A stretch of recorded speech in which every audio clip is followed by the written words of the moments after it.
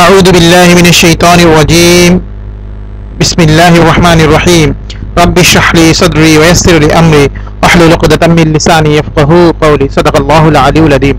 সুপ্রিয় দর্শক শ্রোতা বন্ধুরা, দেশে প্রবাসে পৃথিবীর বিভিন্ন প্রান্ত থেকে ইউটিউবের মাধ্যমে যারা আমাদের আজকের আলোচনা শুনছেন তাদের প্রত্যেককে ইসলামিক সম্ভাষণ রীতিতে স্বাগত জানাচ্ছি। আসসালামু আলাইকুম ওয়া রাহমাতুল্লাহি ওয়া বারাকাতুহু। বন্ধুরা, প্রতিনিয়ত স্বাস্থ্য এবং পুষ্টি সংক্রান্ত বিভিন্ন তথ্য উপাত্ত নিয়ে আমি আপনাদের জন্য ভিডিও আলোচনা উপস্থাপন করব। তারই ধারাবাহিকতায় আজকে শেয়ার করব মাথা ঘোরার কিছু কারণ। আমরা প্রায় অনেকের মাথা ঘুরে, আমরা জানি না কি কারণে মাথা ঘুরে এবং অনেকেই নার্ভাস হয়ে পড়ি। তো আজকে আলোচনার পরে হয়তো আপনারা কিছুটা হলেও ধারণা পাবেন। সাধারণত মাথা ঘোরানোর সমস্যা বিভিন্ন কারণে বিভিন্ন রকমের হতে পারে। শরীরের ভারসাম্যহীনতা, পড়ে যাওয়া, মূর্ছা যাবে বলে মনে হওয়া, মস্তিষ্কের শূন্যতা, মাথায় ঘূর্ণির মতো হওয়া, ইংরেজিতে এগুলোকে বলা হয় ডিজিনেস। কেউ যখন বলে যে সে নিজে ঘুরছে বা পারিপার্শ্বিক পৃথিবীটা ঘুরছে, সেটাকে ভার্টিগো বলে।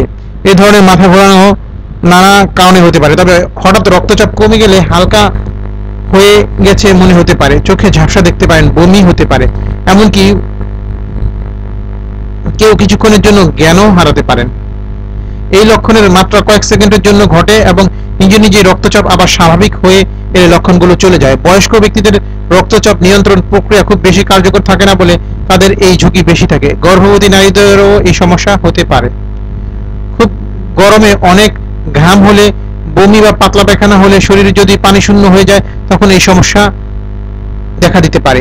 মূলত পুষ্টিহীনতাকে মাথা ঘোরানোর বা মাথা চক্কর দেওয়ার জন্য দায়ী করা হয়। হঠাৎ মাথা ঘুরে পড়ে গিয়ে দেহের হাড় ভাঙার ঝুঁকি যায় বেড়ে। বিশেষ করে রাতে টয়লেটে যাওয়ার সময় এই ঝুঁকি সবচেয়ে বেশি থাকে।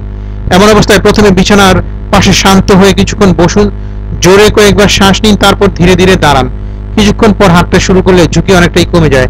শরীর পানি শূন্য হলেও এমন সমস্যা দেখা দিতে পারে, তাই সবসময় পর্যাপ্ত পরিমাণে পানি পান করুন। একসঙ্গে বেশি না হয়, সারাদিনে অল্প অল্প করে খাবার পানি খান। তবে সমস্যা বেশি হলে চিকিৎসকের পরামর্শ অনুযায়ী ব্যবস্থা নিতে পারেন, কেননা মাথা ঘোরা রোগ অনেক কারণেই হতে পারে। এছাড়া পরিপূর্ণ পরীক্ষা নিরীক্ষা করার প্রয়োজন। বিশেষ করে তীব্র ঘূর্ণি বা ভার্টিগো হলে অবশ্যই কোনো নাক, কান, গলা রোগ বিশেষজ্ঞ ডাক্তারের পরামর্শ নেওয়া উচিত। বিশেষজ্ঞ ডাক্তারের পরামর্শ ছাড়া ওষুধ সেবন করা মোটেও উচিত নয়। তো বন্ধুরা, যারা মাথা ঘোরা সমস্যায় ভুগছেন তারা যদি মনে করেন বিষয়টা হালকা পর্যায়ে আছে, তাহলে তো বুঝবেন যে আপনার হয়তো বা পানি শূন্যতা অথবা শারীরিক দুর্বলতা অথবা অন্য কোনো সামান্য সমস্যার কারণে হচ্ছে। কিন্তু যদি জিনিসটা ঘন ঘন হয় এবং বেশি মাত্রা হয়, তাহলে একজন চিকিৎসকের পরামর্শ নেওয়াটাই ভালো হবে। তো বন্ধুরা, আজকে এই পর্যন্তই। আশা করি ভালো লেগেছে। ভালো লাগলে শেয়ার করবেন। আপনারা আমাদের চ্যানেলটি সাবস্ক্রাইব করবেন যাতে পরবর্তী আলোচনাগুলো শুনতে পারেন। আমাদেরকে লাইক দিয়ে উৎসাহিত করবেন। আল্লাহ হাফেজ। আসসালামু আলাইকুম ওয়া রাহমাতুল্লাহ।